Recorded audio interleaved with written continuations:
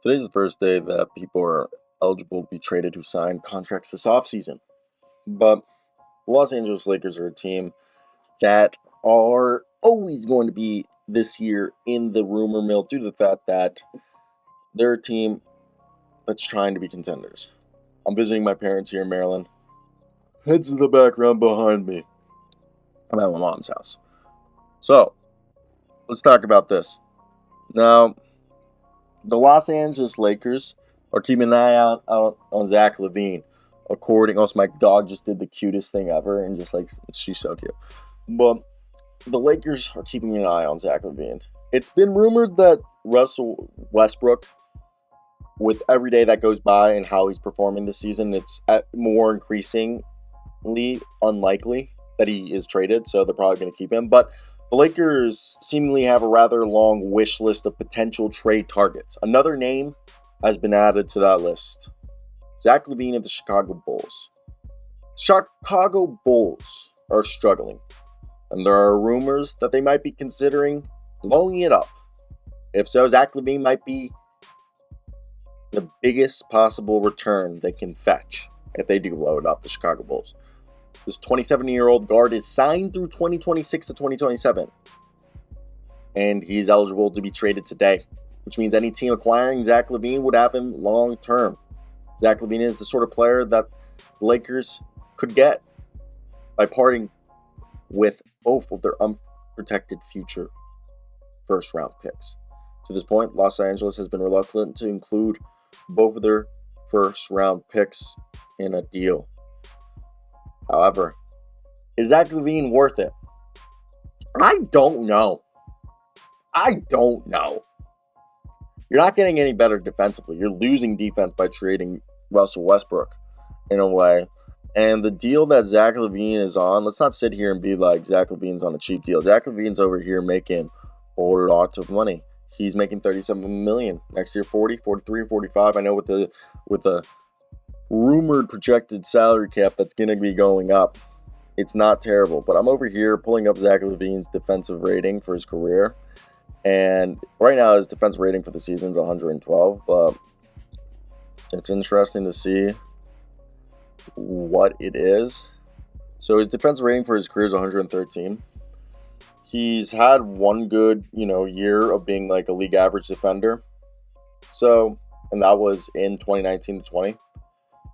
I don't know, defensive rating isn't the best stat to look at that, but, it's a good indicator of what type of player he is. He isn't a Trey Young bad defender, but he's primarily an offensive guy. So the thought is Darvin Ham would try to tap back into that 2019-20. Zach LaVine, when he played 60 games, this was in his third full season with the Bulls, where he averaged 25 a night and had 1.5 steals a night. And he was 110.4, which is like a point below league average, which is 109, and you're considered a plus defender at 109. So he was basically almost a plus defender. And one would say the reason why he isn't is because he spends so much of his energy on offense, and that the thought is he's playing alongside Anthony Davis and LeBron James, who would improve as a defender because he'd be the third guy. Arguably, he'd be the second guy because it allowed LeBron James to be the third guy, but we all know that wouldn't happen. I want to talk about this. Is it worth it? Because you would trade Russell Westbrook, okay? But Russell's making 47. Zach's making 37, so you need to send $10 million more. You could get Caruso back. Like, I'm not kidding. I'll send you Russell Westbrook and 2 first-round picks. You get immediately salary relief, which means you pay Russell Westbrook the rest of this year. Not only Vucevic coming off the book, because we also heard that the rumor that also came out was that Nikola Vucevic and the Bulls haven't had any significant extension talks.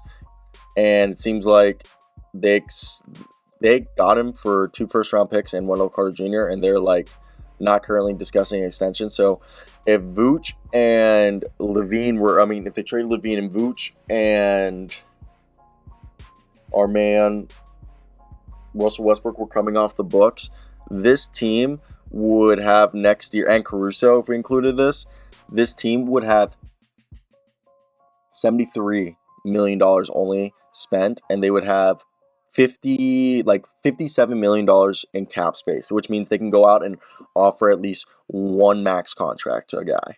That's insane.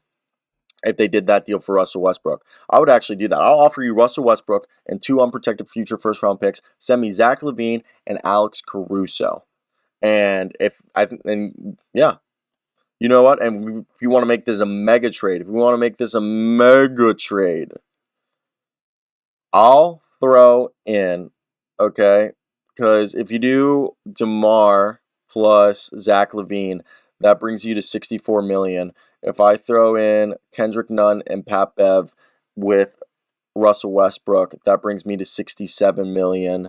So we can't get Caruso in that deal. But if I include Lonnie Walker, I can get Caruso. So if I send 2 first round picks, Russell Westbrook, Kendrick Nunn, Pat Bev, Russell Westbrook, Kendrick Nunn, Pat Bev, and Lonnie Walker, 2 unprotected first round picks. You guys get all those are expiring contracts. All those are expiring contracts. So you guys would next year have the ability to sign, I think, 2 or 3 guys to max contracts. And the Lakers would get Zach LaVine, DeMar DeRozan, and Alex Caruso. I think that's a win-win for everyone.